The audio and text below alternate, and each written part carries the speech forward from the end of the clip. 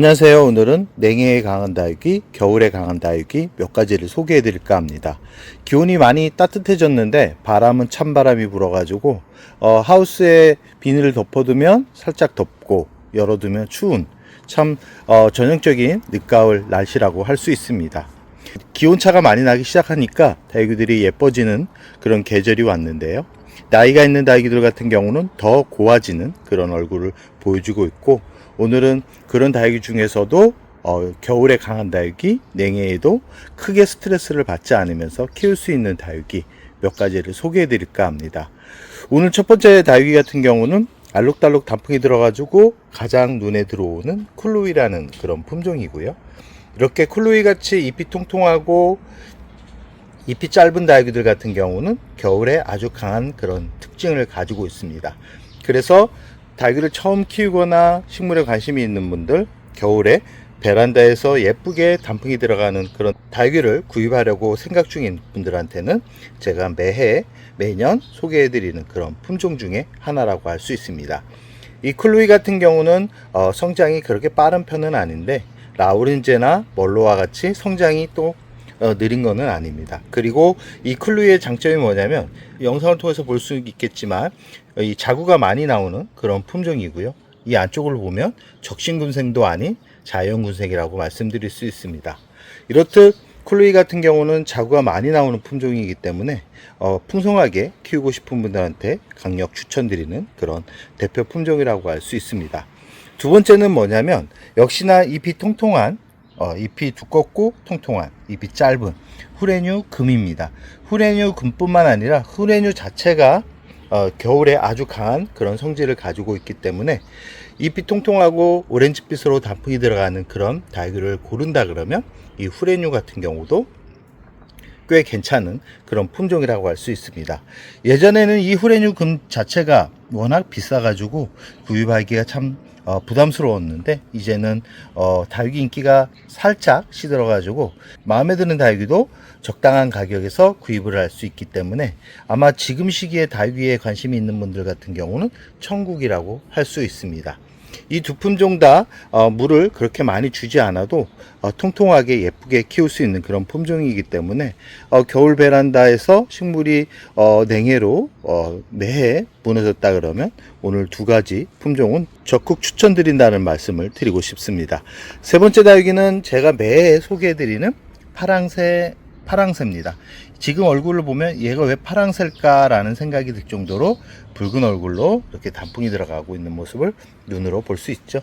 이렇게 붉게 단풍이 들어가기까지가 시간이 많이 걸리는 그런 품종입니다. 나이를 먹어야 이렇게 붉은 얼굴로 단풍이 들어가는 그런 품종이기 때문에 겨울 알록달록한 색 변화를 많이 보고 싶은 분들 같은 경우는 이렇게 잎이 두껍고 짧은 그런 품종들, 그리고 목질화가 된 그런 품종들을 위주로 해가지고 구입을 한다 그러면 성장은 느리지만 이렇게 화려한 색감으로 화려한 색감을 만들면서 키울 수 있다라는 말씀을 드리고 싶습니다. 그리고 뒤에 있는 아메치스입니다. 이 아메치스 같은 경우도 겨울에 아주 강한 그런 품종인데, 지금 얼굴은 단풍이 들어가는 얼굴은 아니고요, 성장하고 있는 모습의 얼굴이라고 생각을 하시면 됩니다. 봄에 분갈이 용토 사박토에 분갈이 하고 나서 이제 자리를 웬만큼 잡아가지고 지난 봄 가을보다 크기가 많이 컸습니다. 전체적으로 이렇게 보면 토실토실 살이 오른 모습을 눈으로 볼 수 있죠. 이 아메치스 같은 경우는 물만 주기적으로 준다 그러면 크게 손이 많이 가지 않는 그런 품종이고, 번식이 아주 잘 되는 그런 품종입니다. 잎꽂이도 잘 되고 줄기 적심도 잘 되고 순따 주기도 잘 되는, 저는 이 아메치스를 키우면서 한 번도 후회를 해본 적이 없을 만큼 이 아메치스는 봄, 여름, 가을, 겨울 두루두루 예쁜 모습을 볼 수 있으면서 성장을 시킬 수 있는 품종이기 때문에 다육 초보분들한테는 강력 추천드리는 그런 품종이라고 할 수 있습니다. 그리고 제가 소개해드리는 다육이는 이 특이하게 잎이 얇고 긴 그런 다육이들 같은 경우는 냉해에 약합니다. 냉해에 약해가지고 이 잎이 어는 그런 성질을 보이는데, 이 피치스 앵크리 같은 경우는 유일하게 겨울에 강한 그런 품종이기 때문에 잎이 넓고 꽃 모양의 얼굴로 성장을 하는 그런 다육이를 고른다 그러면 이 피치스 앤 크림도 꽤 괜찮은 그런 품종이고요. 이 피치스 앤 크림을 지금 색감을 보시면 아시겠지만 오렌지빛 얼굴로 전체가 덮습니다. 지금은 11월 초기 때문에 그렇게 화려한 얼굴이 11월 초기 때문에 완벽한 화려한 얼굴은 아니지만 아마 1월 정도 되면 전체가 오렌지빛 얼굴로 단풍이 들어가는 그런 모습을 볼 수 있을 겁니다. 그리고 이 축전이라는 품종인데요. 이 축전 같은 경우도 꽃이 참 예쁜 그런 품종인데 이 친구도 겨울에 아주 강합니다. 이 코노 계열의 다육이들, 지금 영상 속에 보이는 립톱스 계열의 다육이들 같은 경우도 겨울에 아주 강하고, 이 지금 영상을 보면 모둠으로 심어 가지고 이렇게 여러 가지의 얼굴을 만들면서 키울 수 있는데, 립톱스나 코노 같은 경우는 독립적으로 심어줘야 됩니다. 이 어느 정도 경험이 있는 분들 같은 경우는 물 조절이 가능하고 특징에 맞게 키울 수 있는데, 처음 키우시는 분들 같은 경우는